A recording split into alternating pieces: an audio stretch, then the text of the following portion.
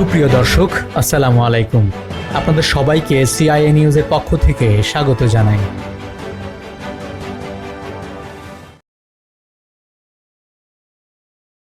এই মাসেরই 15 আগস্ট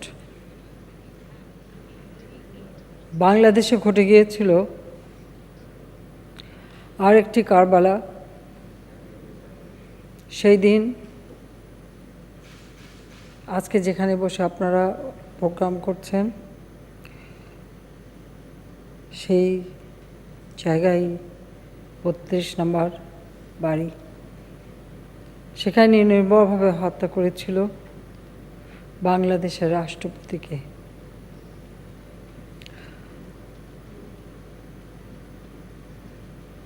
শুধু রাষ্ট্রপতি হিসেবে জাতির জনক বঙ্গবন্ধু শেখ মুজিবুর রহমানকে হত্যা করেছিল তা নয়, একটি আদর্শকে হত্যা করা, একটি বিজয়কে নস্যাৎ করা এবং একটি জাতিকে জাতি হিসেবে মর্যাদা পাওয়ার যে সুযোগ সেটাকে ধ্বংস করে দেওয়া, এটাই ছিল ঘাতকদের প্রচেষ্টা। ক্ষমতা দখলের জন্য শুধু রাষ্ট্রপতিকেই হত্যা করেনি,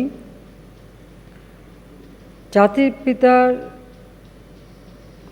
কেউ যেন আর কখনো এদেশের মানুষের কল্যাণে কাজ করতে না পারে, তাই সেই দিন আমার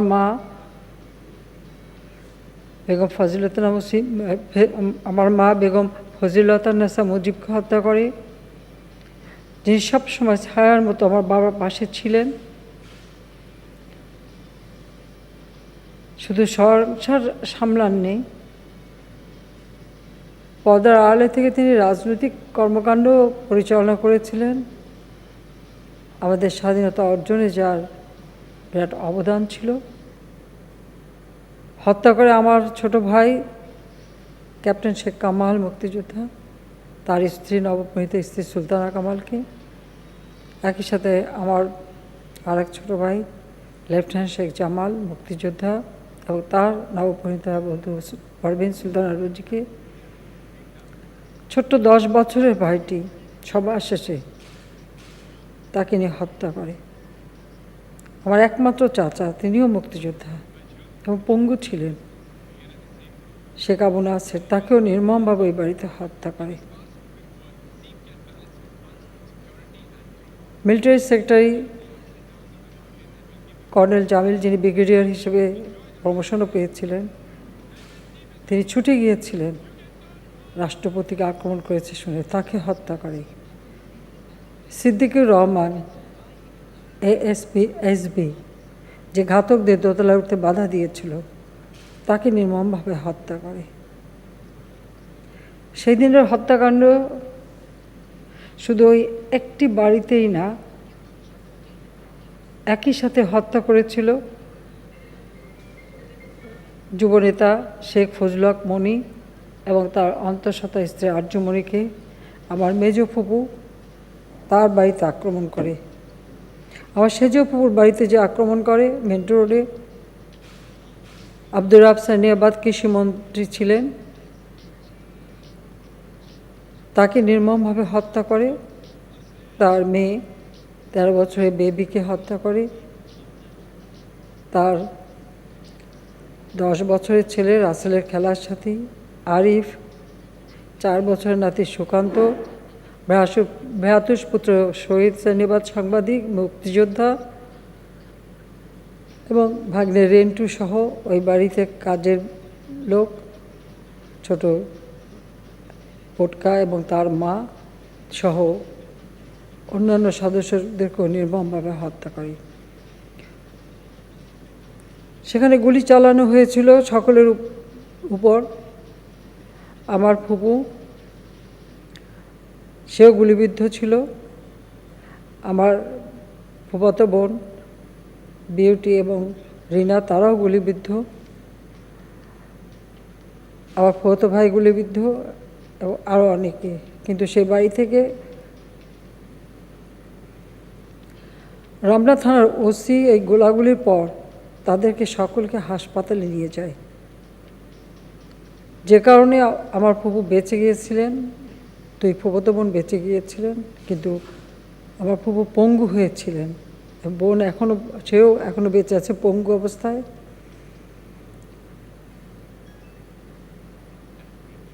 এই নির্মম হত্যাকাণ্ডে যারা শাহাদাত বরণ করেছেন, আমি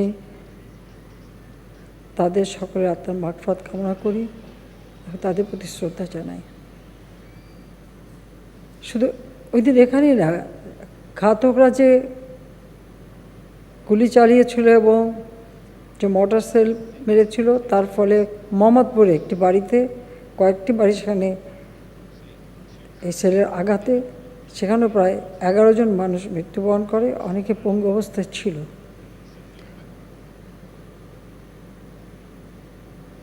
জাতির পিতা বঙ্গবন্ধু শেখ মুজিবকে হত্যার উদ্দেশ্য ছিল একটাই, বাংলাদেশের অভ্যুদয়কে ধ্বংস করা, বিজয়কে ধ্বংস করা। তাই সেই হত্যাকাণ্ডের পরপর বাংলাদেশের নাম মুক্তিযুদ্ধ চলাকালীন সবাই যেটা নাম দেওয়া হয়েছিল গণপ্রজাতন্ত্রী বাংলাদেশ, সেই বাংলাদেশের নাম পাল্টে ইসলামিক রাষ্ট্র বাংলাদেশ করা হয়েছিল। যদিও সেটা টিকাতে পারেনি, ওই এক রেডিওতে ঘোষণা দেওয়া হয়েছিল, কিন্তু সেটা বাংলাদেশের মানুষ মেনে নেয়নি। বাংলাদেশ বেতারের নাম পরিবর্তন করে রেডিও বাংলাদেশ, পাকিস্তানের ঠিক যেভাবে যে কায়দায় ছিল প্রত্যেকটা প্রতিষ্ঠানের নাম সেইভাবে করা হয়েছিল।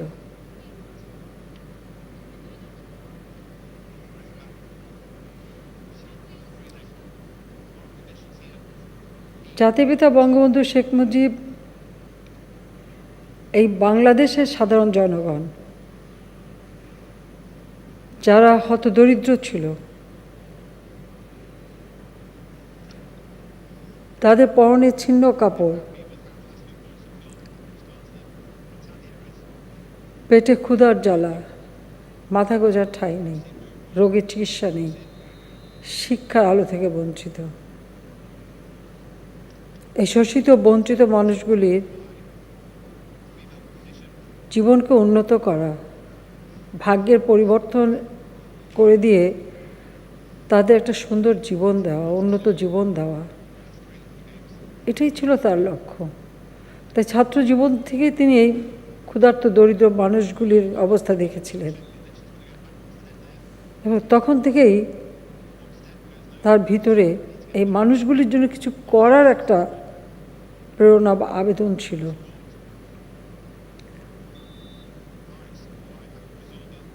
তাই পাকিস্তান নামে রাষ্ট্রটা হওয়ার পর তিনি যখন দেখলেন যে আমাদের মাতৃভাষায় কথা বলার অধিকার পর্যন্ত কেড়ে নেওয়া হয়, তার প্রতিবাদ তিনি শুরু করলেন। আর সেই রাষ্ট্রভাষা বাংলাকে মর্যাদা দেওয়ার জন্য তার যে আন্দোলন, সেই 1948 সাল থেকে তিনি শুরু করেছিলেন। 11ই মার্চ ধর্মঘট করতে যে গ্রেপ্তার হয়েছিলেন, সেই থেকে যাত্রা শুরু। এরপর ধাপে ধাপে তিনি সমগ্র জাতিকে মুক্তিযুদ্ধের চেতনায় উদ্বুদ্ধ করেন এবং বাংলাদেশকে তিনি স্বাধীন করেন। পাকিস্তানি শাসক চক্র বা এদেশেরও কিছু পাকিস্তানি দালাল চক্র বা তাদের তোষামোদকারী পদলেহনকারী কিছু গোষ্ঠী, তারা কেন জানি বাঙালির এই অভ্যুদয় বা বাঙালির এই যে বিজয়, এটা কখনো মেনেই নিতে পারেনি।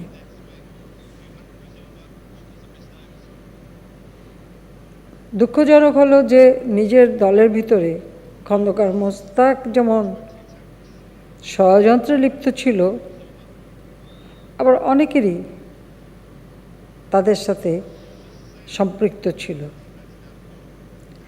আর এই ঘটনা ঘটাতে হলে যেহেতু সামরিক বাহিনীর কিছু সদস্য তাদেরকে ব্যবহার করা হয়েছিল, তো উচ্চ পর্যায়ে যদি তাদের পক্ষে কেউ না থাকে, এটা কখনো সম্ভব ছিল না।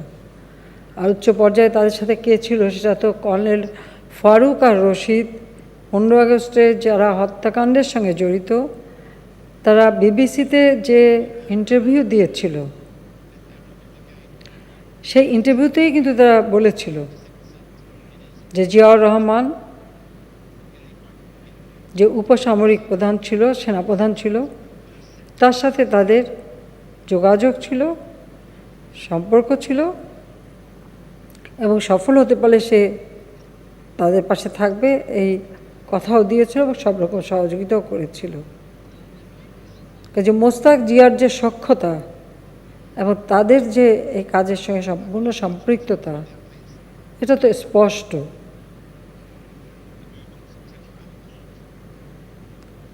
বঙ্গবন্ধু শেখ মুজিবকে হত্যার সাথে সাথে বাংলাদেশ মহান মুক্তিযুদ্ধের যে আদর্শ, সে আদর্শ থেকে কিন্তু সম্পূর্ণ বিচ্যুত হয়ে যায়। পাকিস্তানের একটি প্রদেশ ছিল, সেই প্রদেশটাকে জাতিপিতা স্বাধীন বাংলাদেশ হিসেবে প্রতিষ্ঠা করেছেন, একটি রাষ্ট্র হিসেবে প্রতিষ্ঠা করেছিলেন। বাঙালি জাতির কল্যাণের জন্য সবসময় তিনি যে কোনো ত্যাগ স্বীকারে প্রস্তুত ছিলেন। তাই পাকিস্তান নামে রাষ্ট্রটা হওয়ার পরপরই যখন এই শোষিত, বঞ্চিত, ক্ষুধার্ত নাগরিক বাংলাদেশের জনগণ, তাদের উপর আঘাত আসলো ভাষা বা তাদের সংস্কৃতির উপর, তারা যখন শোষণ বঞ্চনার শিকার হতে শুরু করলো, তিনি যখন প্রতিবাদ করতে শুরু করলেন, বারবার তাকে কারাবরণ করতে হয়েছে, জেল জুলুম অত্যাচার সহ্য করতে হয়েছে, একের পর এক মামলা দিয়েছে, ফাঁসি দিয়ে হত্যার চেষ্টা করা হয়েছে, খুন করার চেষ্টা করা হয়েছে, বারবার প্রতিবন্ধকতা সৃষ্টি করার চেষ্টা করা হয়েছে, কিন্তু কোনো কিছুই তাকে বাধা দিয়ে রাখতে পারেনি। তিনি তার লক্ষ্য স্থির রেখে সুপরিকল্পিতভাবে পদক্ষেপ নিয়ে তিনি এগিয়ে গেছেন এবং বিজয় অর্জন করেছেন।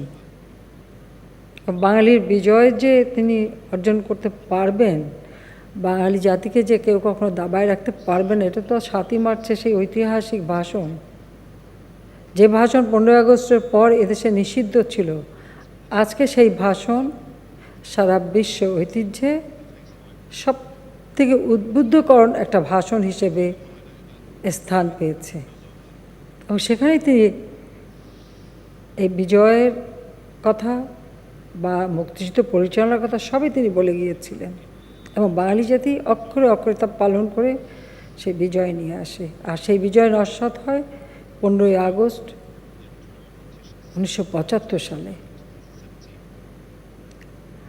আমি, আমার ছোট বোন, আমরা তখন জার্মানিতে 31 তারিখে জার্মানিতে আমরা পৌঁছাই, 30 তারিখে আমরা রওনা হই, 31 তারিখে আমরা জার্মানিতে পৌঁছাই। 15ই আগস্ট যখন এই খবরটা পাই, আমরা কখনো এটা ভাবতেই পারিনি, কিন্তু একটা আশঙ্কা সবসময় ছিল। আর আমার বাবার অগাধ বিশ্বাস ছিল দেশের, বাংলাদেশের মানুষের উপর। তিনি সবসময় বিশ্বাস করতেন যে বাঙালি কখনো তার গায়ে হাত দিতে পারবে না, আর পাকিস্তানিরা যখন চেষ্টা করে তাকে হত্যা করতে পারেনি, আর বাঙালিরা কেন মারবে। অনেকেই অনেকভাবে তাকে খবর দিয়েছেন বা বলার চেষ্টা করেছেন, কিন্তু তিনি কখনো বিশ্বাস করেননি। এবং তিনি যখনই যারা বা কোনো রাষ্ট্রপ্রধান, সরকারপ্রধান বলেছেন, তিনি একটা কথাই বলছেন, এরা আমার সন্তানের মতো, ওরা কেন আমাকে মারবে। আর সেই বিশ্বাসে চরম আঘাত দিল যারা, এবং তাকে নির্মমভাবে হত্যা করল। বাংলাদেশের একজন নাগরিক হিসেবে আমরা 15 আগস্ট যারা আপনজন হারিয়েছে, আমাদের কিন্তু কোনো বিচার পাওয়ার অধিকার ছিল না। ইন্ডেমনিটি অধ্যাদেশ জারি করে সেই অর্ডিন্যান্সের মাধ্যমে এই খুনিদের বিচারের পথ বন্ধ করে দেওয়া হয়েছিল। খুনিদেরকে পুরস্কৃত করা হয়েছিল। জিয়াউর রহমান তাদেরকে বিভিন্ন দূতাবাসে চাকরি দেয়, ব্যবসা করার সুযোগ দেয়, বিপুল অর্থে মালিক করে দেয়। জিয়ার পথ ধরে আমরা দেখেছি জেনারেল এরশাদ এই খুনিদেরকে রাজনীতি করার সুযোগ দেয়, রাষ্ট্রপতি প্রার্থী হওয়ার সুযোগ দেয়, এমনকি ভোট চুরি করে পার্লামেন্টেও মেম্বার করে। তার থেকেও এক ধাপ উপরে যে খালেদা জিয়া এই খনি রশিদকে পার্লামেন্টে ভোট চুরি 15ই ফেব্রুয়ারি 96 সালে ভোট চুরি করে তাকে নিয়ে এসে পার্লামেন্টে বসায় বিরোধী দলের নেতার চেয়ারে, এবং আর এক খুনিকে পার্লামেন্টে মেম্বার করে এবং তাদেরকে পুরস্কৃত করে। 96 সালে আমরা যখন সরকারে আসি, ইনডেমনিটি অর্ডিন্যান্স বাতিল করে এই খুনিদের বিচারের পথে নিয়ে এসে বিচার কার্য শুরু করি। যেদিন বিচারের প্রথম বিচারের যে রায়টা হবে 8ই নভেম্বর, খালেদা জিয়া বিরোধী দলে তখন হরতাল ডেকেছিল যেন কোনো মতেই জজ সাহেব কোর্টে যেতে না পারে আর বিচারের রায় দিতে না পারে। কিন্তু সেই বিচারের রায় হয়েছিল, এবং এর মধ্যে যারা বাংলাদেশে যাদেরকে গ্রেপ্তার করা সম্ভব হয়েছিল, এবং 2 জন খুনিকে আমরা একজন থাইল্যান্ড থেকে একজন আমেরিকা থেকে দেশে ফিরিয়ে নিয়ে আসি। কিন্তু আমরা দ্বিতীয়বার যখন সরকারে আসি, কারণ খালেদা জিয়া ক্ষমতা এসে সেই বিচার কার্য তো শুধু বন্ধই করে নাই, অনেক আসামিকে পুনরায় দূতাবাসে চাকরি দেয়, পররাষ্ট্র মন্ত্রণালয়তে চাকরি দেয়, এমনকি যেমন 3রা নভেম্বরের হত্যাকাণ্ডের বিচারের রায় ঘোষণা হবে তারিখ সুনির্দিষ্ট করা হয়, তারপরেও একজন খুনিকে খালেদা জিয়া চাকরি ফিরিয়ে দেয় এবং প্রমোশন দেয়। এই প্রমোশনটা দিয়ে বোধহয় এটাই দেখাতে চেয়েছে যে এদের বিচার করা যাবে না, পরবর্তীতে তাকে দূতাবাসে চাকরি দেয়। একজন খুনি মৃত্যুবরণ করেছিল, সেই মৃত ব্যক্তিকে খালেদা জিয়া প্রমোশন দেয় এবং তাকে অবসর ভাতা দিয়ে, যেহেতু তাকে আমরা ডিসমিস করেছিলাম, কাজে তাকে অবসর ভাতা দিয়ে পুরস্কৃত করে। এবং 2001-এ খালেদা জিয়া ক্ষমতা এসে এই খুনিদেরকে আবার পৃষ্ঠপোষকতা করে। কাজে এই দেশের ভিতরেই তো এই ধরনের কর্মকাণ্ড এটাই প্রমাণ করে। শুধু তাই না, যুদ্ধাপরাধীদের বিচারও জাতিপিতা বঙ্গবন্ধু শেখ মুজিব শুরু করেছিলেন, অনেকে সাজাপ্রাপ্তও ছিল। অনেকে পাকিস্তানি পাসপোর্ট নিয়ে বাংলাদেশ ছেড়ে চলে যায়, জিয়াউর রহমান ক্ষমতা এসে তাদেরকে বাংলাদেশে ফিরিয়ে আনে আর নাগরিকত্ব ফেরত দেয়। 7 খুনের আসামি ঢাকা বিশ্ববিদ্যালয়ে ছাত্রলীগের 7 জন কর্মীকে প্রকাশ্য দিবালোকে হত্যা যে করেছিল, যার বিচার হয়েছিল, জেলে ছিল, জিয়াউর রহমান তাকেও মুক্ত করে রাজনীতি করার সুযোগ দিয়েছিল। এমনিভাবে সারা বাংলাদেশেই যারা স্বাধীনতা বিরোধী, খুনি, যুদ্ধাপরাধী, 71-এর শহীদ বুদ্ধিজীবীদের হত্যাকারী, তাদেরকেই পৃষ্ঠপোষকতা দেয়। 15ই আগস্টের জাতির পিতাকে হত্যার পর আমরা দেখেছি স্বাধীনতা বিরোধী, মুক্তিযুদ্ধের চেতনা বিরোধী, তারাই কিন্তু মূলত ক্ষমতাটা দখল করে, যে কারণে মাত্র 3.5 বছর জাতির পিতা হাতে পেয়েছিলেন সময়। এই 3.5 বছরের মধ্যে একটি যুদ্ধ বিধ্বস্ত দেশ ধ্বংসস্তূপের উপর দাঁড়িয়ে শূন্য হাতে যাত্রা শুরু করে যে দেশটাকে তিনি স্বল্পোন্নত দেশে উন্নীত করে যান, সেই দেশটাকেই আবার ভিক্ষুকের জাতিতে পরিণত করে, সকল উন্নয়নগুলি বাধাগ্রস্ত করে এবং সকল উন্নয়ন নস্যাৎ করে দেয়। অর্থাৎ বাঙালি মাথা উঁচু করে বিশ্বে দাঁড়াক, বাংলাদেশ টিকে থাকুক, বাংলাদেশের অস্তিত্ব থাকুক, এটাই তারা চায়নি। এটাই হলো বাস্তবতা। প্রথম 5 বছর আমরা সরকারে ছিলাম, বাংলাদেশ খাদ্যের স্বয়ংসম্পূর্ণ হয়েছিল, বাংলাদেশের অগ্রযাত্রা শুরু হয়েছিল, মাথাপিছু আয় বেড়েছিল, দারিদ্র্যের হার হ্রাস পেতে শুরু করেছিল, সাক্ষরতার হার আমরা বাড়িয়েছিলাম, চিকিৎসা সেবা জনগণের দুর্গরে আমরা পৌঁছে দিয়েছিলাম, মানুষ আবার সুন্দরভাবে বাঁচার স্বপ্ন দেখতে শুরু করেছিল। কারণ আমাদের সামনে তো একটাই আদর্শ, যে স্বপ্ন জাতির পিতা দেখেছেন তার সেই স্বপ্ন বাস্তবায়ন করা, অর্থাৎ দুঃখী মানুষের মুখে হাসি ফুটানো। সেগুলি 2001-এর পর নস্যাৎ করার চেষ্টা করে। বাংলাদেশটা হয়ে যায় জঙ্গিদের দেশ, দুর্নীতিতে চ্যাম্পিয়ন, দুর্নীতির দেশ, ক্ষুধার্ত মানুষের হাহাকার, মানুষ ভিক্ষুক জাতিতে পরিণত হয়। দেশটাই একটা ভিক্ষার ঝুলি নিয়ে আবার নামে। যে দেশে খাদ্য উৎপাদন করে আমরা উদ্বৃত্ত খাদ্য 26 লক্ষ মেট্রিক টন উদ্বৃত্ত খাদ্য আমরা রেখে গিয়েছিলাম 2001-এ। 9 বছর পর ক্ষমতা এসে দেখি আবার বাংলাদেশ 40 লক্ষ মেট্রিক টন খাদ্য ঘাটতির দেশ। আমরা যখন 96 সালে সরকার গঠন করি তখনও ওই 40 লক্ষ মেট্রিক টন খাদ্য ঘাটতি ছিল। আবার বাংলাদেশকে খাদ্য ঘাটতির দেশে পরিণত করে। একটা হচ্ছে খালেদা জিয়ার দুঃশাসন, আর তার পরবর্তীতে তত্ত্বাবধায়ক সরকার, তারা দেশকে এগিয়ে নিয়ে যেতে পারেনি। কিন্তু আমাদের সামনে যে আদর্শ সেটা অত্যন্ত স্পষ্ট, সেটা হচ্ছে জাতির পিতার লক্ষ্য পূরণ করা, তার আদর্শ পূরণ করা। স্বাধীনতার পরপর পাকিস্তানি আমলে করা আমাদের কৃষকদের বিরুদ্ধে যত সার্টিফিকেট মামলা, সব মামলা জাতির পিতা প্রত্যাহার করিয়ে নিয়েছিলেন, বাতিল করে দিয়েছিলেন।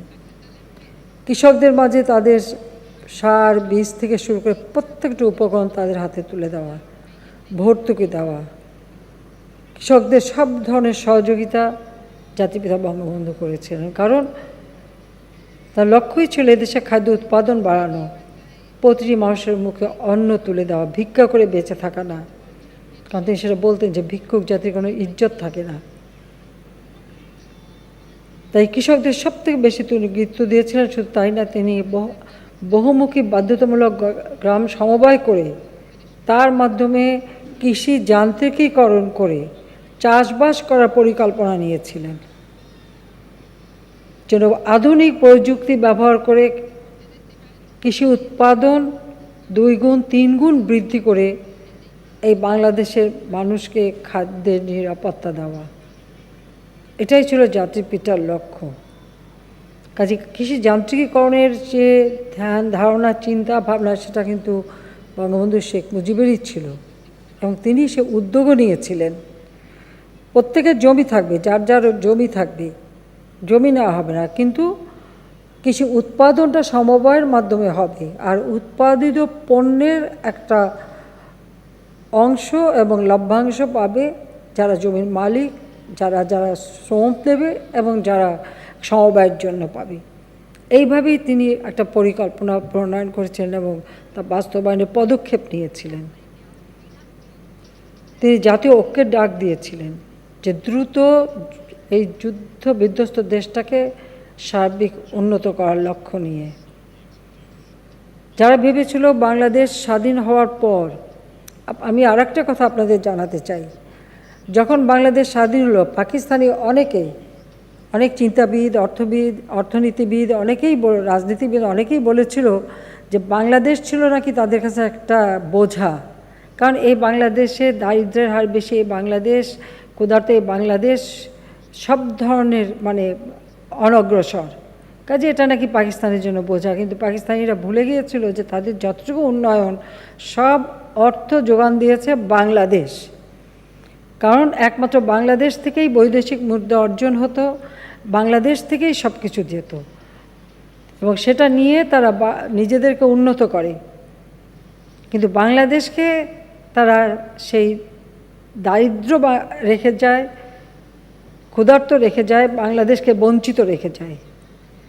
যখন বাংলাদেশের সম্পদ নিয়ে তারা নিজেদেরকে গড়ে তুলে, তারা বাংলাদেশকে বোঝা মনে করে।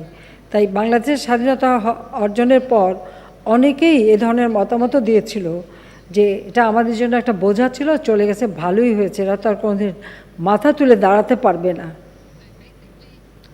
পাকিস্তানি সেই সমস্ত লোক, তাদের যে মতামত, আর 75-এর 15 আগস্টের পরে যারা ক্ষমতা এসেছে তাদের চিন্তাভাবনা, কার্যক্রম যদি পর্যালোচনা করেন তো দেখবেন একই, তাদের মধ্যে মিলে যায়। তারাও ভেবেছিল এই বাংলাদেশ কোনোদিন আর মাথা তুলে দাঁড়াতে পারবে না, আর যাতে না দাঁড়াতে পারে সেজন্যই জাতিপিতা বঙ্গবন্ধুকে নির্মমভাবে হত্যা করা হয়েছিল। তবে আমার এটাই অবাক লাগে যে এর সঙ্গে আমাদের যারা তারা কি করে জড়িত থাকলো। হত্যার বিচার করেছি, তবে এই ষড়যন্ত্রের পিছনে কারা সেটা এখনও আবিষ্কার হয়নি, তবে সেটা একদিন না একদিন আবিষ্কার হবে, এটা ঠিক। কিন্তু আমার একটাই কাজ, একটা ছিল প্রত্যক্ষভাবে যারা হত্যার সঙ্গে জড়িত তাদের বিচার করা, আর সবথেকে বড় কাজ হলো এই দেশটাকে নিয়ে, এই মানুষগুলিকে নিয়ে জাতির পিতা বঙ্গবন্ধু শেখ মুজিব যে স্বপ্ন দেখেছিলেন দেশের মানুষের উন্নয়ন করা, এবং সেই উন্নয়ন করাটাকে আমি সবথেকে বেশি প্রাধান্য দিয়েছি। তাই পিছনে কে ষড়যন্ত্র করেছে কী করেছে সেদিকে আমি না গিয়ে আমার প্রথম কাজ হচ্ছে এই ক্ষুধার্ত দারিদ্র মানুষগুলির ভাগ্য পরিবর্তন করে তাদের জীবন মান উন্নত করা। তাই 2009-এ যখন আমরা সরকার গঠন করলাম তখন থেকে আমাদের প্রচেষ্টা ছিল যে বাংলাদেশকে এগিয়ে নিয়ে যাওয়া, এবং যে রূপকল্প আমরা দিয়েছিলাম 2021 সালের মধ্যে বাংলাদেশকে মধ্যম আয়ের দেশে উন্নীত করব। আজকে বাংলাদেশ আমরা যখন জাতির পিতার জন্মশতবার্ষিকী উদযাপন করছি, এখন জাতির পিতার 101তম জন্মবার্ষিকী, পাশাপাশি বাংলাদেশের স্বাধীনতার সুবর্ণ জয়ন্তী। আর এই সুবর্ণ জয়ন্তীতে আজকে বাংলাদেশ উন্নয়নশীল দেশের মর্যাদা পেয়েছে। আমাদের যে উন্নয়নের গতিধারাটা এটা হয়তো আমরা আরও অব্যাহত রাখতে পারতাম যদি করোনা নামক এই মহামারীটা না দেখা দিত। এটা শুধু আমাদের না, সারা বিশ্বব্যাপী আজকে অর্থনৈতিক মন্দা, মানুষের ভোগান্তি এইভাবেই শুরু হয়েছে, এবং তার থেকে আমরাও মুক্ত না। তবুও আমরা আমাদের অর্থনৈতিক চাকাকে সচল রাখতে সক্ষম হয়েছি। যে জন্য আমি কৃষির উপর সবথেকে বেশি গুরুত্ব দিয়েছি, কৃষিকে সবথেকে বেশি আমরা সুযোগ দিচ্ছি। 96 সালে যখন সরকার আসি তখন থেকে আমরা বর্গা চাষিদের বিনা জামানতে ঋণ দেওয়া শুরু করি কৃষি ব্যাংকের মাধ্যমে। কৃষকদের 10 টাকা ব্যাংক অ্যাকাউন্ট খোলার সুযোগ করে দিই। কৃষি উপকরণ কার্ডের মাধ্যমে তাদের ভর্তুকি টাকা তাদের হাতে সরাসরি পৌঁছে দিই। আমরা সামাজিক নিরাপত্তায় বয়স্ক ভাতা, বিধবা ভাতা সহ নানা ধরনের কর্মসূচি নিই। জাতির পিতা যে আমাদের ভূমিহীন মানুষের মাঝে খাস জমি বিতরণ এবং তাদের ঘর করে দেওয়া গুচ্ছগ্রাম প্রকল্প নিয়েছিলেন, সেই প্রকল্পের পাশাপাশি আশ্রয়ণ প্রকল্পের মাধ্যমে বাংলাদেশের একটি মানুষ যেন গৃহহারা না থাকে, প্রত্যেকটা মানুষের যেন একটা ঠিকানা হয়, সেই ঠিকানা আমরা ব্যবস্থা এখন করে দিচ্ছি। জাতির পিতার স্বপ্ন একে একে বাস্তবায়ন করা, অর্থাৎ প্রত্যেক মানুষের স্বাস্থ্য সেবা নিশ্চিত করা, যেটা তিনি শুরু করেছিলেন। প্রত্যেক ইউনিয়নে 10 বেডের হাসপাতাল করে চিকিৎসা সেবা জনগণের দোরগোড়ায় পৌঁছে দেওয়া। আমরা তারই সাথে সাথে কমিউনিটি ক্লিনিকের মাধ্যমে একেবারে মানুষের দোরগোড়ায় চিকিৎসা সেবা পৌঁছে দিচ্ছি। শিক্ষার ব্যাপারে তিনি প্রাথমিক শিক্ষাকে সম্পূর্ণ অবৈতনিক করে দেন, মেয়েদের শিক্ষা অবৈতনিক করে দেন এবং উচ্চশিক্ষার সুযোগ সৃষ্টি করেন। আমরাও তার পদাঙ্ক অনুসরণকে সেই শিক্ষাকে গুরুত্ব দিয়ে, কারণ শিক্ষিত জাতি ছাড়া একটা জাতি উন্নত হতে পারে, তাই শিক্ষিত জাতি করবার জন্য আমরা শিক্ষাকে গুরুত্ব দিয়ে বিভিন্ন কর্মসূচি বাস্তবায়ন করে আমরা শিক্ষার প্রতি মানুষের আগ্রহটা যাতে বাড়ে তার পদক্ষেপ আমরা নিয়ে সেখানে আমরা যথেষ্ট সফলতা অর্জন করেছি। আজকে প্রায় 73% মানুষ আমাদের মানে শিক্ষার হার আমরা বৃদ্ধি করতে সক্ষম হয়েছি, যা ছিল মাত্র 40%, সেখান থেকে আমরা উন্নীত করেছি। আজকে দারিদ্র্য সীমা আমরা হ্রাস করতে পেরেছি, আমরা সেই 40% থেকে 20%-এ নামিয়ে এনেছি। যদিও করোনা একটা থাবা দিয়েছে সারা সমাজের উপর, তারপরেও অন্তত মানুষের খাদ্যের চাহিদা পূরণ করা, মানুষের জীবন জীবিকা চলার মতো ব্যবস্থা করা আমরা করে যাচ্ছি। আমি কৃষক লীগকে ধন্যবাদ জানাই যে এই কৃষক লীগ আমরা যখনই আমি আহ্বান করলাম, আমাদের প্রতিটি সহযোগী সংগঠন সাধারণ মানুষের পাশে দাঁড়িয়েছে। আওয়ামী লীগের নেতাকর্মী, ছাত্রলীগ, যুবলীগ, স্বেচ্ছাসেবক লীগ, কৃষক লীগ প্রত্যেকে পরিবেশ রক্ষার জন্য বৃক্ষরোপণ কর্মসূচি, কৃষিতে কৃষকদের পাশে দাঁড়ানো, ধান কেটে দেওয়া, কৃষকের ঘরে তুলে দেওয়া, কৃষকদের সব রকম সহযোগিতা দেওয়া, সমস্ত কাজগুলি সকলে মিলিয়ে যে করে যাচ্ছেন সেজন্য সবাইকে আমি ধন্যবাদ জানাই। আমি মনে করি জাতির পিতা আমাদের যে স্বাধীনতা দিয়ে গেছেন, যে আদর্শ শিক্ষা দিয়ে গেছেন, তিনি তো এটাই চেয়েছিলেন যে তার দল মানুষের পাশে থাকবে, দুর্যোগে মানুষের সাথে থাকবে, মানুষের কল্যাণে কাজ করবে। যদি এটা করতে চাই, আমরা বহু আমাদের মানুষকে হারিয়েছি, অনেকেই করোনার জন্য মৃত্যুবরণ করেছে, তাদের আত্মার আমি মাগফিরাত কামনা করি, আত্মার শান্তি কামনা করি। কিন্তু আমি এটুকু আবারও ধন্যবাদ জানাই যে এই সময়েও সবাই যে পাশে দাঁড়িয়েছেন এবং পরিবেশ রক্ষার জন্য ব্যাপক হারে বৃক্ষরোপণ করা এবং কৃষি গবেষণা করা। কারণ জাতির পিতাই তো আমাদের কৃষিবিদদের প্রথম শ্রেণীর মর্যাদা দিয়ে গিয়েছিলেন। গবেষণার উপর সবথেকে গুরুত্ব দিয়ে গবেষণা ইনস্টিটিউট তিনি করে দিয়ে যান। এবং আমাদের জমি কম, কিন্তু আমাদের ফসল উৎপাদন বাড়াতে হবে, এই চিন্তাটা তো তারই ছিল। তা আজকে আমরা সেই পথেই যাত্রা শুরু করেছি।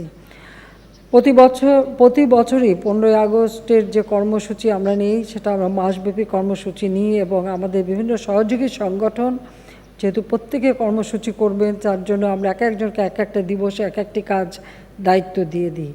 এবং 1 আগস্ট কৃষক লীগের উদ্যোগে রক্তদান কর্মসূচি অনুসরণ করা হয়।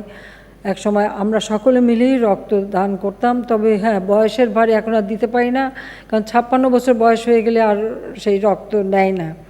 তার আগ পর্যন্ত 81 সালে বাংলাদেশে ফিরে আসার পর এই রক্তদান কর্মসূচি যখন আমরা শুরু করি, আমি প্রতি বছর রক্ত দান করেছি। আজকে যারা রক্তদান করবার জন্য এখানে প্রস্তুত হয়ে আছেন, তাদের সবাইকে আমরা আন্তরিক ধন্যবাদ জানাই।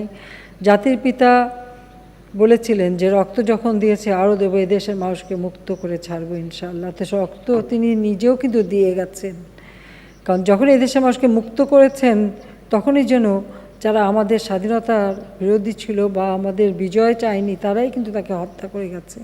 তো তার রক্তের ঋণ আমাদের শোধ করতে হবে। কাজে আমরা অন্তত এই রক্তদানের মাধ্যমে একটি মুমূর্ষু রোগীকে যদি বাঁচাতে পারি, সেটাই তো সবথেকে বড় কথা, যে মানব কল্যাণে আপনি দান করছেন, আর এতে নিজের কোনো ক্ষতি হয় না, বরং উপকার হয়।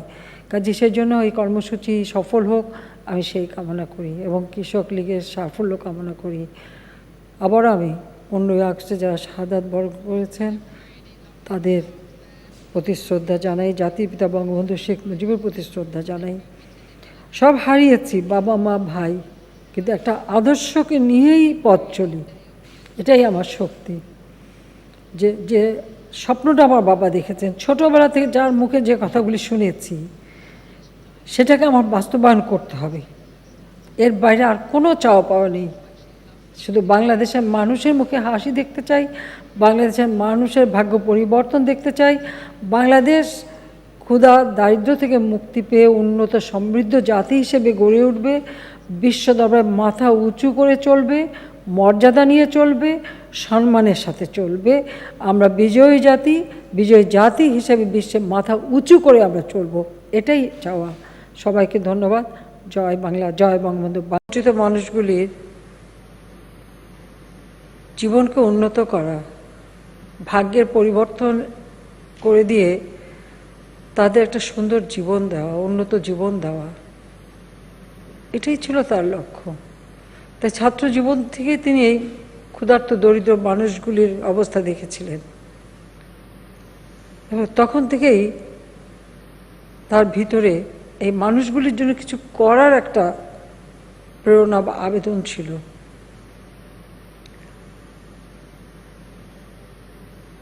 তাই পাকিস্তান নামে রাষ্ট্রটা হওয়ার পর তিনি যখন দেখলেন যে আমাদের মাতৃভাষায় কথা বলার অধিকার পর্যন্ত কেড়ে নেওয়া হয়, তার প্রতিবাদ তিনি শুরু করলেন। আর সেই রাষ্ট্রভাষা বাংলাকে মর্যাদা দেওয়ার জন্য তার যে আন্দোলন, সেই 1948 সাল থেকে তিনি শুরু করেছিলেন। 11ই মার্চ ধর্মঘট করতে যে গ্রেপ্তার হয়েছিলেন, সেই থেকে যাত্রা শুরু। এরপর ধাপে ধাপে তিনি সমগ্র জাতিকে মুক্তিযুদ্ধের চেতনায় উদ্বুদ্ধ করেন এবং বাংলাদেশকে তিনি স্বাধীন করেন। পাকিস্তানি শাসক চক্র বা এদেশেরও কিছু পাকিস্তানি দালাল চক্র বা তাদের তোষামোদকারী পদলেহনকারী কিছু গোষ্ঠী, তারা কেন জানি বাঙালির এই অভ্যুদয় বা বাঙালির এই যে বিজয়, এটা কখনো মেনেই নিতে পারেনি।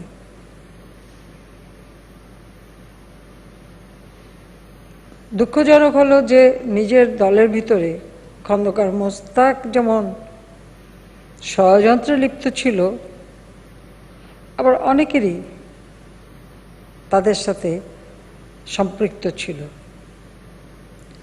আর এই ঘটনা ঘটাতে হলে যেহেতু সামরিক বাহিনীর কিছু সদস্য তাদেরকে ব্যবহার করা হয়েছিল, তো উচ্চ পর্যায়ে যদি তাদের পক্ষে কেউ না থাকে এটা কখনো সম্ভব ছিল না।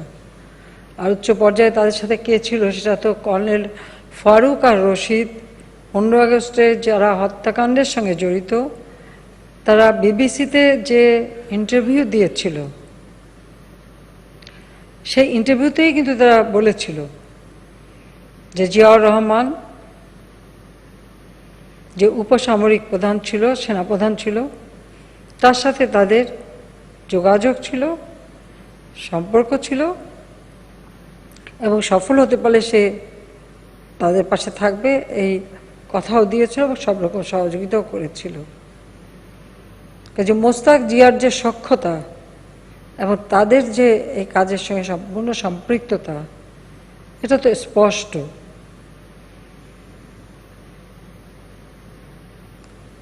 বঙ্গবন্ধু শেখ মুজিবকে হত্যার সাথে সাথে বাংলাদেশ মহান মুক্তিযুদ্ধের যে আদর্শ, সে আদর্শ থেকে কিন্তু সম্পূর্ণ বিচ্যুত হয়ে যায়।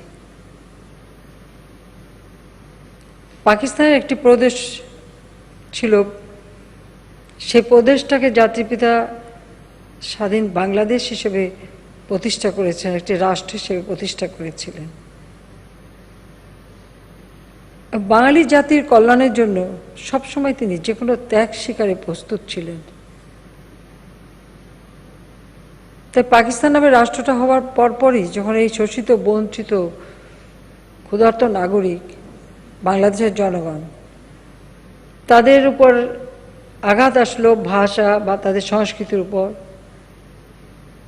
তারা যখন শোষণ বঞ্চনার শিকার হতে শুরু করলো, তিনি যখন প্রতিবাদ করতে শুরু করলেন, বারবার তাকে কারাবরণ করতে হয়েছে, জেল জুলুম অত্যাচার সহ্য করতে হয়েছে, একের পর এক মামলা দিয়েছে, ফাঁসি দিয়ে হত্যার চেষ্টা করা হয়েছে, খুন করার চেষ্টা করা হয়েছে, বারবার প্রতিবন্ধকতা সৃষ্টি করার চেষ্টা করা হয়েছে, কিন্তু কোনো কিছুই তাকে বাধা দিয়ে রাখতে পারেনি। তিনি তার লক্ষ্য স্থির রেখে সুপরিকল্পিতভাবে পদক্ষেপ নিয়ে তিনি এগিয়ে গেছেন এবং বিজয় অর্জন করেছেন। বাঙালির বিজয় যে তিনি অর্জন করতে পারবেন, বাঙালি জাতিকে যে কেউ কখনো দাবায় রাখতে পারবেন, এটা তো 7ই মার্চে সেই ঐতিহাসিক ভাষণ, যে ভাষণ 15 আগস্টের পর এদেশে নিষিদ্ধ ছিল, আজকে সেই ভাষণ সারা বিশ্ব ঐতিহ্যে সব থেকে উদ্বুদ্ধকরণ একটা ভাষণ হিসেবে স্থান পেয়েছে। এবং সেখানে তিনি এই বিজয়ের কথা বা মুক্তিযুদ্ধ পরিচালনার কথা সবই তিনি বলে গিয়েছিলেন এবং বাঙালি জাতি অক্ষরে অক্ষরে তা পালন করে সেই বিজয় নিয়ে আসে। আর সেই বিজয় নস্যাৎ হয় 15ই আগস্ট 1975 সালে। আমি, আমার ছোট বোন,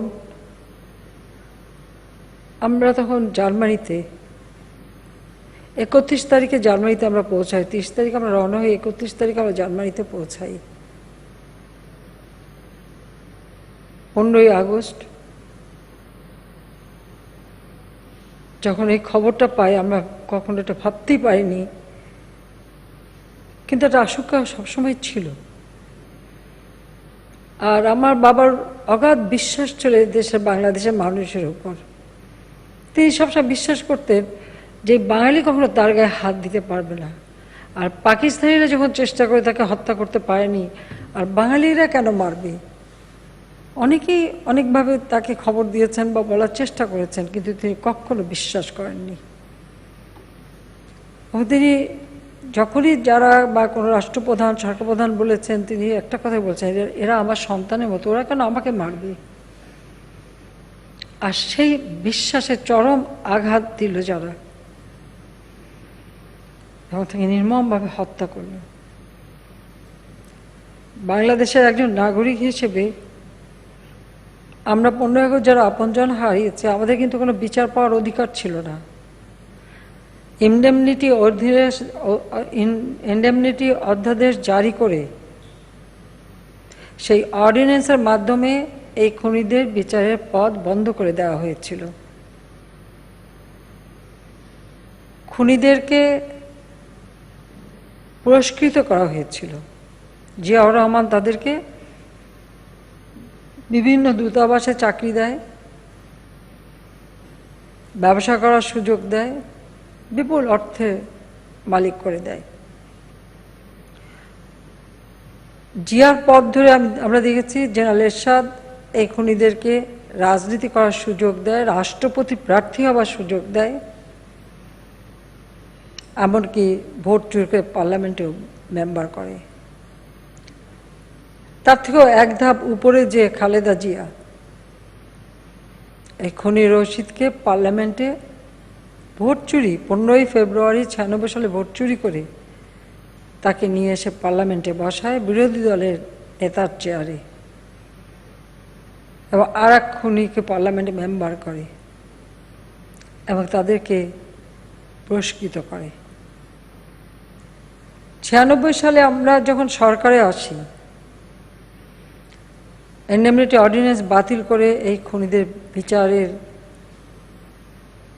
পথে নিয়ে এসে বিচার কার্য শুরু করি। যেদিন বিচারের প্রথম বিচারের যে রায়টা হবে 8ই নভেম্বর, খালেদা জিয়া বিরোধী দলে তখন হরতাল ডেকেছিল যেন কোনো মতেই জজ সাহেব কোর্টে যেতে না পারে আর বিচারের রায় দিতে না পারে। কিন্তু সেই বিচারের রায় হয়েছিল, এবং এর মধ্যে যারা বাংলাদেশে যাদেরকে গ্রেপ্তার করা সম্ভব হয়েছিল, এবং 2 জন খুনিকে আমরা, একজন থাইল্যান্ড থেকে একজন আমেরিকা থেকে দেশে ফিরিয়ে নিয়ে আসি। কিন্তু আমরা দ্বিতীয়বার যখন সরকারে আসি, কারণ খালেদা জিয়া ক্ষমতায় এসে সেই বিচার কার্য তো শুধু বন্ধই করে নাই, অনেক আসামিকে পুনরায় দূতাবাসে চাকরি দেয়, পররাষ্ট্র মন্ত্রণালয়তে চাকরি দেয়, এমনকি যেমন 3রা নভেম্বরের হত্যাকাণ্ডের বিচারের রায় ঘোষণা হবে, তারিখ সুনির্দিষ্ট করা হয়, তারপরেও একজন খুনিকে খালেদা জিয়া চাকরি ফিরিয়ে দেয় এবং প্রমোশন দেয়। এই প্রমোশনটা দিয়ে বোধহয় এটাই দেখাতে চেয়েছে যে এদের বিচার করা যাবে না, পরবর্তীতে তাকে দূতাবাসে চাকরি দেয়। একজন খুনি মৃত্যুবরণ করেছিল, সেই মৃত ব্যক্তিকে খালেদা জিয়া প্রমোশন দেয় এবং তাকে অবসর ভাতা দিয়ে, যেহেতু তাকে আমরা ডিসমিস করেছিলাম, কাজে তাকে অবসর ভাতা দিয়ে পুরস্কৃত করে। 2001-এ খালেদা জিয়া ক্ষমতা এসে এই খুনিদেরকে আবার পৃষ্ঠপোষকতা করে। কাজে এই দেশের ভিতরেই তো এই ধরনের কর্মকাণ্ড এটাই প্রমাণ করে। শুধু তাই না, যুদ্ধাপরাধীদের বিচারও জাতিপিতা বঙ্গবন্ধু শেখ মুজিব শুরু করেছিলেন, অনেকে সাজাপ্রাপ্তও ছিল, অনেকে পাকিস্তানি পাসপোর্ট নিয়ে বাংলাদেশ ছেড়ে চলে যায়। জিয়াউর রহমান ক্ষমতা এসে তাদেরকে বাংলাদেশে ফিরিয়ে আনে আর নাগরিকত্ব ফেরত দেয়। 7 খুনের আসামি ঢাকা বিশ্ববিদ্যালয়ে ছাত্রলীগের 7 জন কর্মীকে প্রকাশ্য দিবালোকে হত্যা যে করেছিল, যার বিচার হয়েছিল, জেলে ছিল, জিয়াউর রহমান তাকেও মুক্ত করে রাজনীতি করার সুযোগ দিয়েছিল। এমনিভাবে সারা বাংলাদেশেই যারা স্বাধীনতা বিরোধী, খুনি, যুদ্ধাপরাধী, 71-এর শহীদ বুদ্ধিজীবীদের হত্যাকারী, তাদেরকেই পৃষ্ঠপোষকতা দেয়। 15ই আগস্টের জাতির পিতাকে হত্যার পর আমরা দেখেছি স্বাধীনতা বিরোধী, মুক্তিযুদ্ধের চেতনা বিরোধী তারাই কিন্তু মূলত ক্ষমতাটা দখল করে, যে কারণে মাত্র 3.5 বছর জাতিপিতা হাতে পেয়েছিলেন সময়। এই 3.5 বছরের মধ্যে একটি যুদ্ধ বিধ্বস্ত দেশ ধ্বংসস্তূপের উপর দাঁড়িয়ে শূন্য হাতে যাত্রা শুরু করে যে দেশটাকে তিনি স্বল্পোন্নত দেশে উন্নীত করে যান, সেই দেশটাকেই আবার ভিক্ষুকের জাতিতে পরিণত করে, সকল উন্নয়নগুলি বাধাগ্রস্ত করে এবং সকল উন্নয়ন নস্যাৎ করে দেয়। অর্থাৎ বাঙালি মাথা উঁচু করে বিশ্বে দাঁড়াক, বাংলাদেশ টিকে থাকুক, বাংলাদেশের অস্তিত্ব থাকুক, এটাই তারা চায়নি। এটাই হলো বাস্তবতা। প্রথম 5 বছর আমরা সরকারে ছিলাম, বাংলাদেশ খাদ্যের স্বয়ংসম্পূর্ণ হয়েছিল, বাংলাদেশের অগ্রযাত্রা শুরু হয়েছিল, মাথাপিছু আয় বেড়েছিল, দারিদ্র্যের হার হ্রাস পেতে শুরু করেছিল, সাক্ষরতার হার আমরা বাড়িয়েছিলাম, চিকিৎসা সেবা জনগণের দুর্গরে আমরা পৌঁছে দিয়েছিলাম, মানুষ আবার সুন্দরভাবে বাঁচার স্বপ্ন দেখতে শুরু করেছিল। কারণ আমাদের সামনে তো একটাই আদর্শ, যে স্বপ্ন জাতির পিতা দেখেছেন তার সেই স্বপ্ন বাস্তবায়ন করা, অর্থাৎ দুঃখী মানুষের মুখে হাসি ফুটানো। সেগুলি 2001-এর পর নস্যাৎ করার চেষ্টা করে। বাংলাদেশটা হয়ে যায় জঙ্গিদের দেশ, দুর্নীতিতে চ্যাম্পিয়ন, দুর্নীতির দেশ, ক্ষুধার্ত মানুষের হাহাকার, মানুষ ভিক্ষুক জাতিতে পরিণত হয়, দেশটাই একটা ভিক্ষার ঝুলি নিয়ে আবার নামে। যে দেশে খাদ্য উৎপাদন করে আমরা উদ্বৃত্ত খাদ্য 26 লক্ষ মেট্রিক টন উদ্বৃত্ত খাদ্য আমরা রেখে গিয়েছিলাম 2001-এ। 9 বছর পর ক্ষমতা এসে দেখি আবার বাংলাদেশ 40 লক্ষ মেট্রিক টন খাদ্য ঘাটতির দেশ। আমরা যখন 96 সালে সরকার গঠন করি তখনও ওই 40 লক্ষ মেট্রিক টন খাদ্য ঘাটতি ছিল, আবার বাংলাদেশকে খাদ্য ঘাটতির দেশে পরিণত করে। একটা হচ্ছে খালেদা জিয়ার দুঃশাসন, আর তার পরবর্তীতে তত্ত্বাবধায়ক সরকার, তারা দেশকে এগিয়ে নিয়ে যেতে পারেনি। কিন্তু আমাদের সামনে যে আদর্শ সেটা অত্যন্ত স্পষ্ট, সেটা হচ্ছে জাতির পিতার লক্ষ্য পূরণ করা, তার আদর্শ পূরণ করা। স্বাধীনতার পরপর পাকিস্তানি আমলে করা আমাদের কৃষকদের বিরুদ্ধে যত সার্টিফিকেট মামলা, সব মামলা জাতির পিতা প্রত্যাহার করিয়ে নিয়েছিলেন, বাতিল করে দিয়েছিলেন। কৃষকদের মাঝে তাদের সার, বীজ থেকে শুরু করে প্রত্যেকটা উপকরণ তাদের হাতে তুলে দেওয়া, ভর্তুকি দেওয়া, কৃষকদের সব ধরনের সহযোগিতা জাতিপিতা বঙ্গবন্ধু করেছিলেন। কারণ তার লক্ষ্যই ছিল এদেশে খাদ্য উৎপাদন বাড়ানো, প্রতিটি মানুষের মুখে অন্ন তুলে দেওয়া, ভিক্ষা করে বেঁচে থাকা না। কারণ তিনি সেটা বলতেন যে ভিক্ষুক জাতির কোনো ইজ্জত থাকে না। তাই কৃষকদের সব থেকে বেশি তিনি গুরুত্ব দিয়েছিলেন। শুধু তাই না, তিনি বহুমুখী বাধ্যতামূলক গ্রাম সমবায় করে তার মাধ্যমে কৃষি যান্ত্রিকীকরণ করে চাষবাস করার পরিকল্পনা নিয়েছিলেন, যেন আধুনিক প্রযুক্তি ব্যবহার করে কৃষি উৎপাদন 2 গুণ 3 গুণ বৃদ্ধি করে এই বাংলাদেশের মানুষকে খাদ্যের নিরাপত্তা দেওয়া। এটাই ছিল জাতির পিতার লক্ষ্য। কাজে কৃষি যান্ত্রিকীকরণের যে ধ্যান ধারণা, চিন্তা ভাবনা, সেটা কিন্তু বঙ্গবন্ধু শেখ মুজিবেরই ছিল এবং তিনি সে উদ্যোগও নিয়েছিলেন। প্রত্যেকের জমি থাকবে, যার যার জমি থাকবে, জমি নেওয়া হবে না, কিন্তু কৃষি উৎপাদনটা সমবায়ের মাধ্যমে হবে, আর উৎপাদিত পণ্যের একটা অংশ এবং লভ্যাংশ পাবে যারা জমির মালিক, যারা যারা শ্রম দেবে এবং যারা সমবায়ের জন্য পাবে। এইভাবেই তিনি একটা পরিকল্পনা প্রণয়ন করেছিলেন এবং তা বাস্তবায়নে পদক্ষেপ নিয়েছিলেন।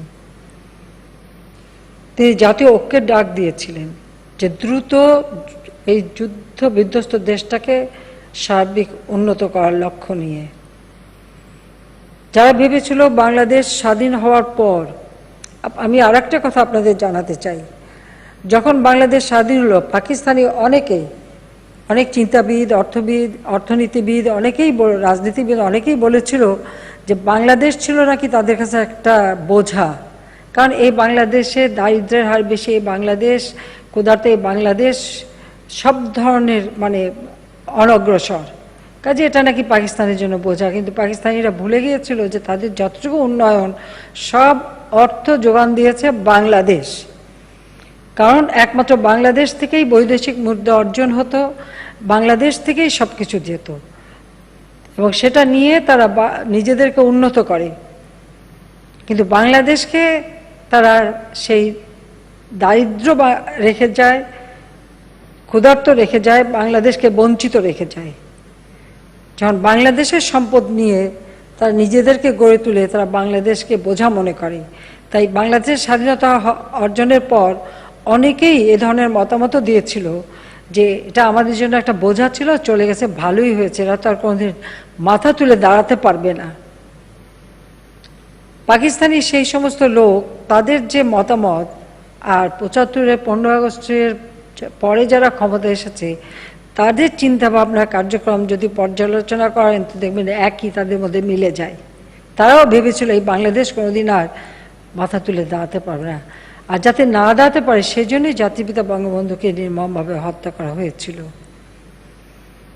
তবে আমার এটাই অবাক লাগে যে এর সঙ্গে আমাদের যারা, তারা কি করে জড়িত থাকলো। হত্যার বিচার করেছি, তবে এই ষড়যন্ত্রের পিছনে কারা সেটা এখনো আবিষ্কার হয়নি। তবে সেটা একদিন না একদিন আবিষ্কার হবে, এটা ঠিক। কিন্তু আমার একটাই কাজ, একটা ছিল প্রত্যক্ষভাবে যারা হত্যার সঙ্গে জড়িত তাদের বিচার করা,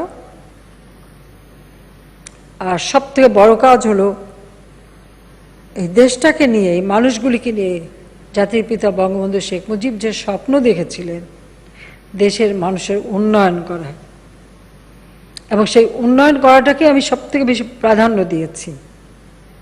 তাই পিছনে কে ষড়যন্ত্র করেছে, কি করেছে, সেদিকে আমি না গিয়ে আমার প্রথম কাজ হচ্ছে এই ক্ষুধার্ত দারিদ্র মানুষগুলির ভাগ্য পরিবর্তন করে তাদের জীবন মান উন্নত করা।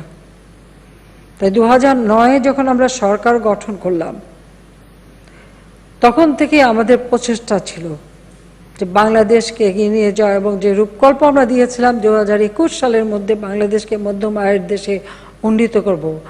আজকে বাংলাদেশ, আমরা যখন জাতির পিতার জন্মশতবার্ষিকী উদযাপন করছি, এখন জাতির পিতার ১০১তম জন্মবার্ষিকী, পাশাপাশি বাংলাদেশের স্বাধীনতার সুবর্ণ জয়ন্তী। আর এই সুবর্ণ জয়ন্তীতে আজকে বাংলাদেশ উন্নয়নশীল দেশের মর্যাদা পেয়েছে। আমাদের যে উন্নয়নের গতিধারাটা, এটা হয়তো আমরা আরো অব্যাহত রাখতে পারতাম যদি করোনা নামক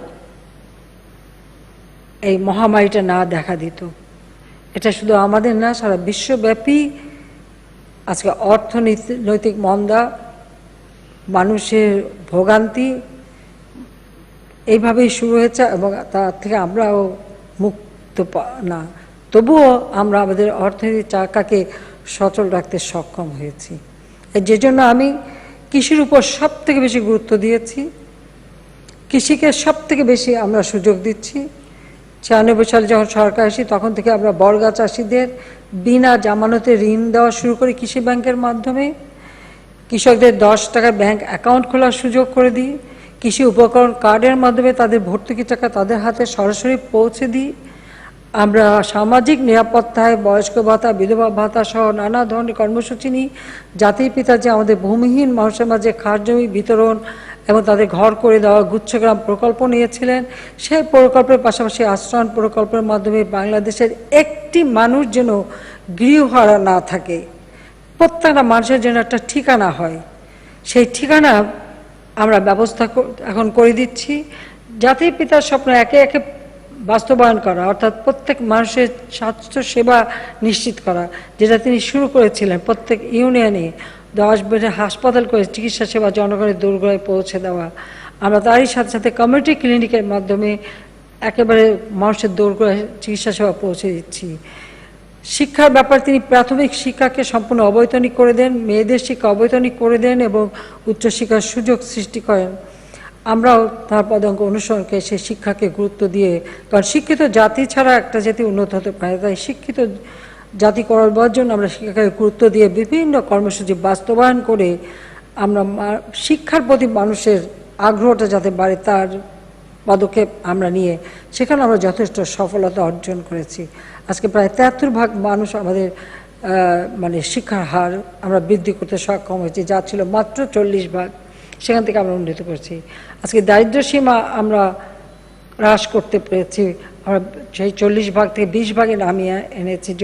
যদিও করোনা একটা থাবা দিয়েছে সারা সমাজের উপর, তারপরেও অন্তত মানুষের খাদ্যের চাহিদা পূরণ করা, মানুষের জীবন জীবিকা চলার মতো ব্যবস্থা করা আমরা করে যাচ্ছি। আমি কৃষক লীগকে ধন্যবাদ জানাই যে এই কৃষক লীগ আমরা যখনই আমি আহ্বান করলাম, আমাদের প্রতিটি সহযোগী সংগঠন সাধারণ মানুষের পাশে দাঁড়িয়েছে। আওয়ামী লীগের নেতাকর্মী, ছাত্রলীগ, যুবলীগ, স্বেচ্ছাসেবক লীগ, কৃষক লীগ প্রত্যেকে পরিবেশ রক্ষার জন্য বৃক্ষরোপণ কর্মসূচি, কৃষিতে কৃষকদের পাশে দাঁড়ানো, ধান কেটে দেওয়া, কৃষকের ঘরে তুলে দেওয়া, কৃষকদের সব রকম সহযোগিতা দেওয়া, সমস্ত কাজগুলি সকলে মিলিয়ে যে করে যাচ্ছেন সেজন্য সবাইকে আমি ধন্যবাদ জানাই।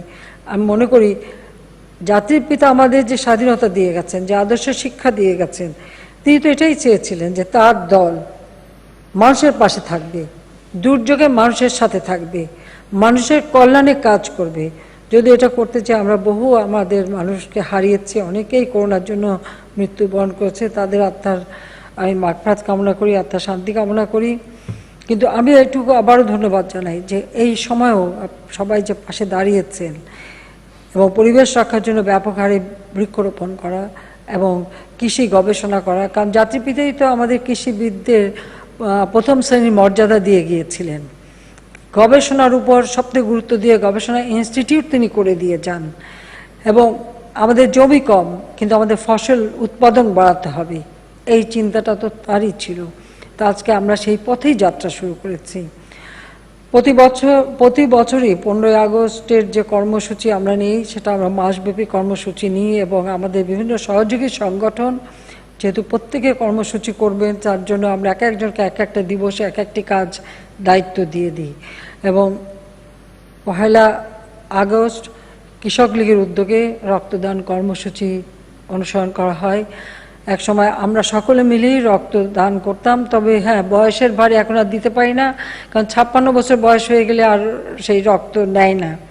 তার আগ পর্যন্ত 81 সালে বাংলাদেশে ফিরে আসার পর এই রক্তদান কর্মসূচি যখন আমরা শুরু করি, আমি প্রতি বছর রক্ত দান করেছি। আজকে যারা রক্তদান করবার জন্য এখানে প্রস্তুত হয়ে আছেন, তাদের সবাইকে আমরা আন্তরিক ধন্যবাদ জানাই।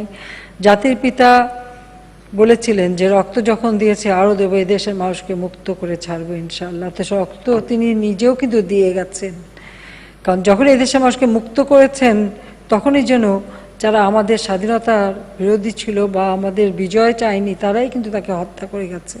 তো তার রক্তের ঋণ আমাদের শোধ করতে হবে। কাজে আমরা অন্তত এই রক্তদানের মাধ্যমে একটি মুমূর্ষু রোগীকে যদি বাঁচাতে পারি, সেটাই তো সবথেকে বড় কথা, যে মানব কল্যাণে আপনি দান করছেন, আর এতে নিজের কোনো ক্ষতি হয় না, বরং উপকার হয়। কাজে সেজন্য এই কর্মসূচি সফল হোক, আমি সেই কামনা করি এবং কৃষক লীগের সাফল্য কামনা করি। আবার আমি 15ই আগস্টে যারা শাহাদাত বরণ করেছেন তাদের প্রতি শ্রদ্ধা জানাই, জাতির পিতা বঙ্গবন্ধু শেখ মুজিবের প্রতি শ্রদ্ধা জানাই। সব হারিয়েছি, বাবা মা ভাই, কিন্তু একটা আদর্শকে নিয়েই পথ চলি, এটাই আমার শক্তি। যে স্বপ্নটা আমার বাবা দেখেছেন, ছোটবেলা থেকে যার মুখে যে কথাগুলি শুনেছি, সেটাকে আমার বাস্তবায়ন করতে হবে। এর বাইরে আর কোনো চাওয়া পাওয়া নেই।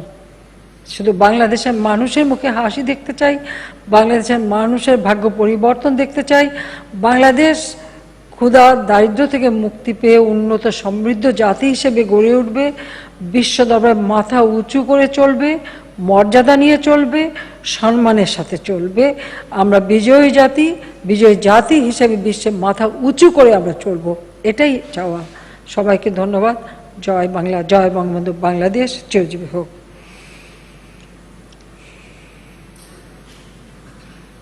জাতির পিতা বঙ্গবন্ধু শেখ মুজিবুর রহমান সহ 15ই আগস্টের সকল শহীদদের মাগফিরাত কামনা করে এখন দোহা মাহফিল করবেন, দোয়া মাহফিল পরিচালনা করবেন হাফেজ মোহাম্মদ মনির হোসেন।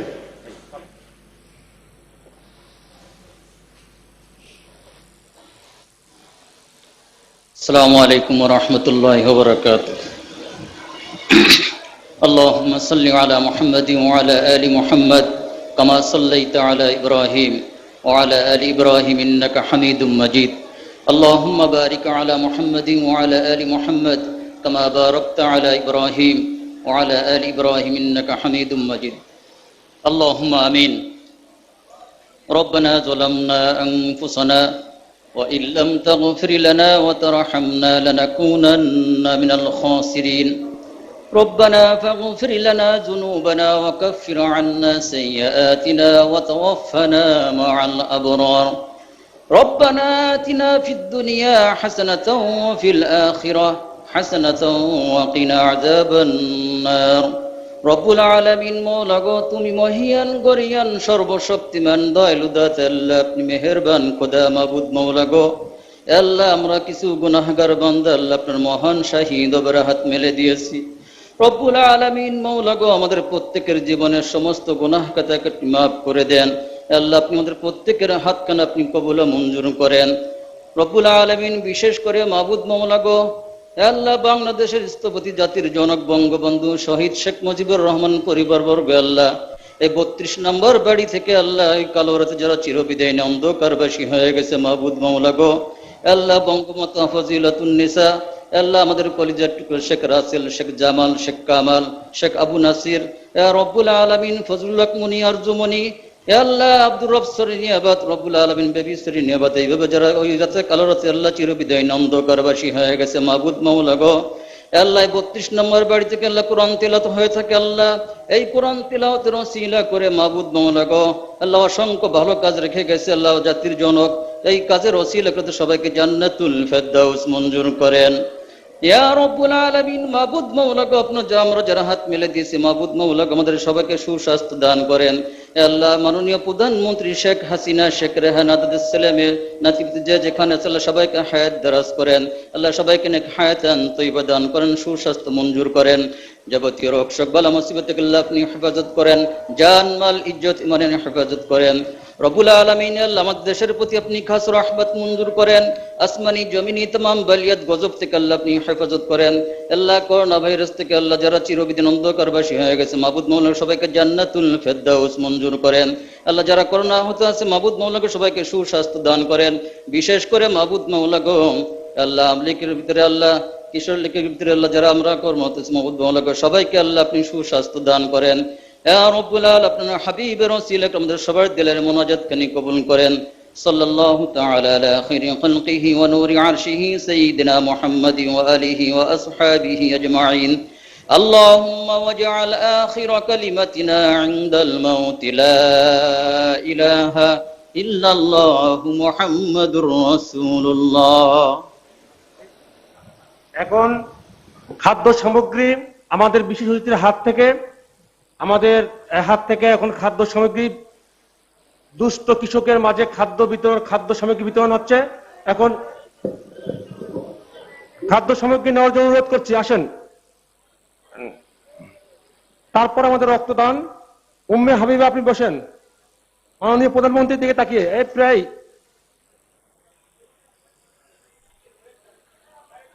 হ্যাঁ, এদিক থেকে, হ্যাঁ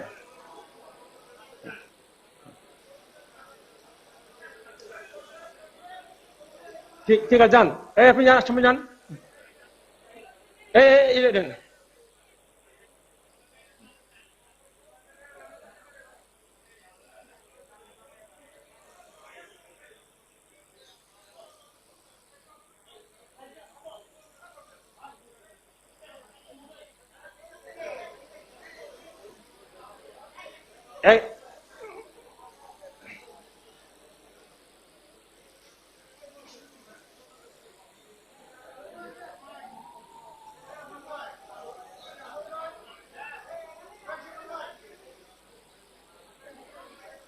এখন রক্ত প্লাজমা এবং রক্তদান, প্লাজমা এবং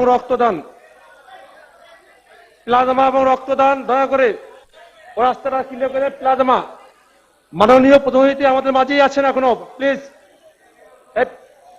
প্লাজমা রক্তদানের জন্য শুয়ে পড়ছেন।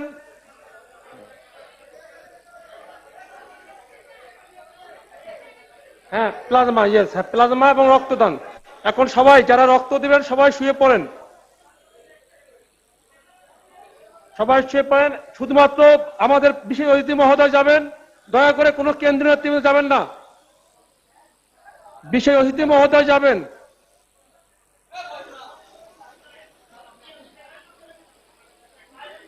স্বেচ্ছায় প্লাজমা রক্তদান।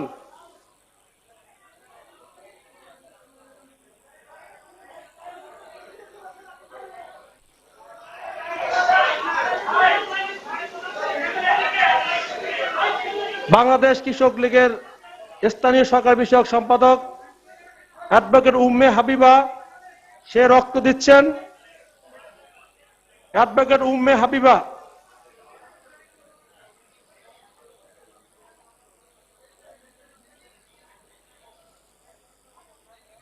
শুধুমাত্র বিশেষ অতিথিবৃন্দ ছাড়া কেউ টেবিলের মধ্যে থাকবেন না, দয়া করে বিশেষ অতিথিবৃন্দ ছাড়া কেউ টেবিলের মধ্যে থাকবেন না।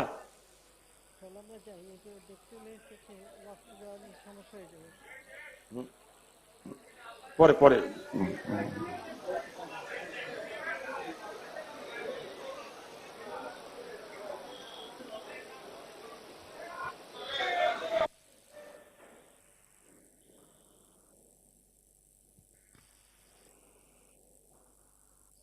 আমি দেখতেছি যে এমন ভিড় করবে